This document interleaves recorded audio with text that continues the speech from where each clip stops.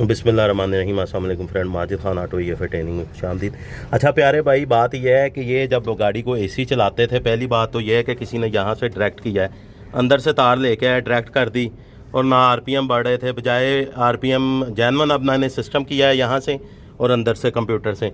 तो जैसे ही मैंने किया है तो अब मैंने जब आपको आज तरीका बताता हूँ, कपड़ा रख लेना आपने, यहाँ रख भाई, इसको हाथ रख, बंदा गाड़ी स्टार्ट करो जरा। आपने ये पुर्ज वाल आपने जो है अपना ISC वाल को कर लेना। अब ये देखें, अब मैं आपको दिखाता चलूँ इसका।